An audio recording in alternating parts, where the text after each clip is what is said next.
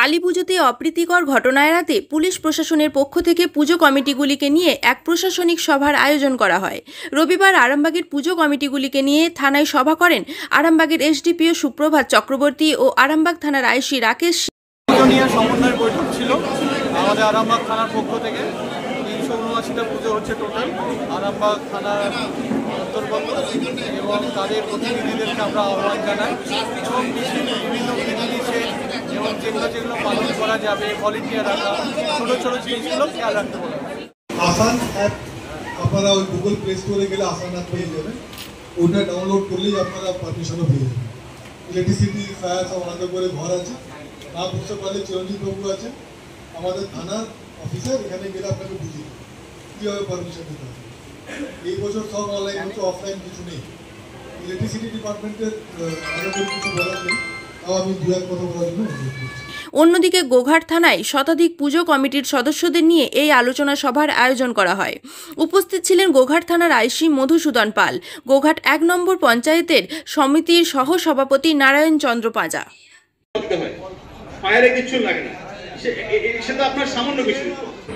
আজ যে কালী পুজো উপলক্ষে গোঘাট পুলিশ স্টেশনে প্রশাসনিক বৈঠক হলো, এই বিষয়ে আপনি কি বলবেন?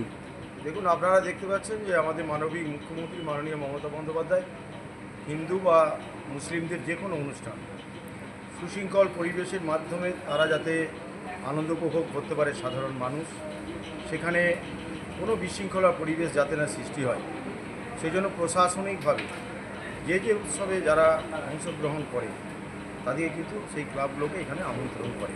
প্রশাসনিকভাবে আমাদের গোঘাট থানার যিনি দায়িত্বপ্রাপ্ত আধিকারিক থাকেন আর তত্ত্বাধিকারী, তিনি এটা আহ্বান করেন এবং সেখানে বার্তা দেন যে নিয়ম নীতি বিধি মেনে সবাইকে পুজো করতে হবে এবং একটা নির্দিষ্ট সময় বেঁধে যায় যে রাত্রি 10টা বা 11টা পর্যন্ত অনুষ্ঠান করা যাবে, তার বাইরে করা যাবে না। ডিজে যেটা পরিবেশ দূষণ করছে সেই ডিজে বক্স বন্ধ করতে হবে এবং অনেক সময় বিশেষত এই যে কালী পূজা সেখানেতে বিভিন্ন মানে যুব সমাজ বর্তমানে দেখতে পাচ্ছে যে হয়তো মদ্যপ অবস্থায় গাড়ি চালাচ্ছে, অ্যাক্সিডেন্ট করতে পারে, সেই সব সতর্কীকরণ করে সুন্দর করে যাতে এই কালী পুজো, যেমন দুর্গাপূজা সকালের সহযোগিতা, প্রত্যেকটা পূজা মণ্ডপের সদস্যদের সহযোগিতায়, তাদের ভলান্টিয়ারদের সহযোগিতায়, প্রশাসনের সহযোগিতায় সুন্দরভাবে মানুষ আনন্দ উপভোগ করতে পেরেছে।